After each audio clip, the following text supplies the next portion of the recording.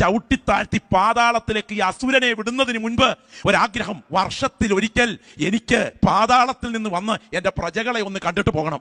കാണാൻ വരുന്നുണ്ട് അടുത്ത ആഴ്ച. നമ്മളെല്ലാം സെറ്റ് മുണ്ടുമുടുത്ത് അത്തപ്പൂക്കളമിട്ട് ഇവനെ സ്വീകരിക്കാനിരിക്കണം. നമ്മുടെ പിതാക്കന്മാർക്ക് അക്ഷരം അറിയാത്തത് കൊണ്ടല്ല ഇതിനെയൊക്കെ നോന്ന് പറഞ്ഞത്. ആത്മനിറവ് പ്രാപിച്ച ദൈവപൈതലേ, ഇതൊക്കെ ആചരിച്ച് ഒഴുക്കിനൊത്തൊഴുകുന്ന നിനക്ക് സ്വർഗം കാലി കടന്നാലും ഈയക്കട്ടി പറന്നു കയറിയാലും നിത്യതയ്ക്ക് അർഹതയില്ലെന്ന് വചനമൊപ്പ്. ദൈവത്തെയും പിശാചിനെയും ഒരുപോലെ സേവിക്കുന്ന ഒരു പ്രകൃതം നമ്മുടെ പുരാതന പാരമ്പര്യത്തിലുണ്ട്. അതുകൊണ്ട് കിഴക്ക് ആരാധനയിൽ ദൈവത്തെ പ്രസാദിപ്പിക്കുമ്പോൾ ഭവന പ്രതിഷ്ഠയിൽ, പടിഞ്ഞാറത്തെ ഭാഗത്ത് അടുക്കള ഭാഗത്ത് വാസ്തുവിനെയും അല്ലെ പിശാചിനെ പ്രസാദിപ്പിക്കുന്ന രണ്ടുപേരെ ഒരുപോലെ അഡ്ജസ്റ്റ് ചെയ്യും. പക്ഷേ അങ്ങനെ ഇരിക്കെ ഇവിടെ കേരളത്തിൽ ഒരു ഉഗ്രപ്രതാപിയായ പൈശാചിക പ്രതിനിധിയായ അസുരൻ ആഗ്രഹിച്ചു അവനൊരു ഭക്തനായി മാറണമെന്ന്. മഹാവിഷ്ണുവിനെ പ്രസാദിപ്പിച്ച അദ്ദേഹം ഭക്തനായി മാറി. അതോടുകൂടി അനുഗ്രഹം കിട്ടി. അങ്ങനെ കേരളത്തിന്റെ ഭരണം നടന്നുകൊണ്ടിരിക്കുന്ന സമയം കള്ളവുമില്ല, പുളിയുമില്ല, കള്ളത്തരങ്ങൾ ഒട്ടുമില്ല. അങ്ങനെ ഭരണം നടക്കുമ്പോൾ ഇദ്ദേഹത്തിനൊരു ആഗ്രഹം, 3 ലോകങ്ങളുടെയും അധികാരം കിട്ടണം. ആഗ്രഹം സാധിക്കാൻ പ്രത്യേകം ദൈവം കൊടുത്തൊരു അനുഗ്രഹം, 100 ബലികൾ അനുഷ്ഠിക്കണം.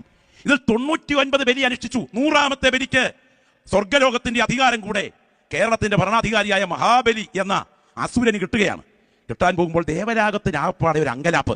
ഇദ്ദേഹത്തിന് ഇതുകൂടെ കിട്ടിക്കഴിഞ്ഞാൽ ഇദ്ദേഹത്തിന്റെ സ്വഭാവം ശരിക്കും അസുരഭാവമായതുകൊണ്ട് സ്വഭാവം മാറിയാൽ ആകെ പ്രശ്നമാകും.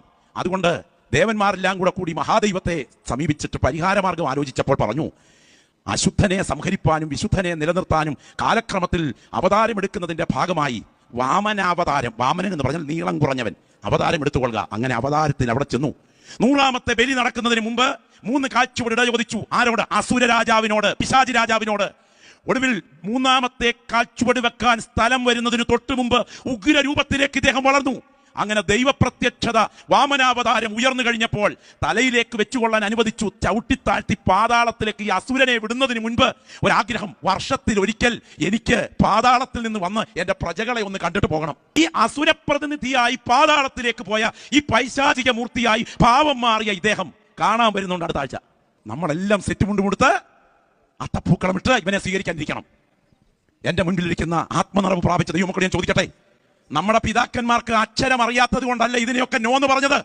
അവർക്കറിയാം അന്യ ദൈവങ്ങളുടെ നാമങ്ങളെ നാവിന്മേൽ എടുത്താലത് പാപമാണെങ്കിൽ.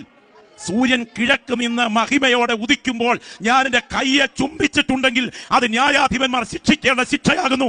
അതുകൊണ്ട് ഞാൻ ഉയരത്തിൽ വസിക്കുന്ന ദൈവത്തെ നിഷേധിച്ചു എന്ന് വരുമല്ലോ എന്ന് ഭക്തനായ ഇയ്യോബ് പറഞ്ഞെങ്കിൽ, ആത്മനിറവ് പ്രാപിച്ച ദൈവപൈതലേ, ഇതൊക്കെ ആചരിച്ച് ഒഴുക്കിനൊത്തൊഴുകുന്ന നിനക്ക് സ്വർഗം കാലി കടന്നാലും ഈയക്കട്ടി പറന്നു കയറിയാലും നിത്യതയ്ക്ക് അർഹതയില്ലെന്ന്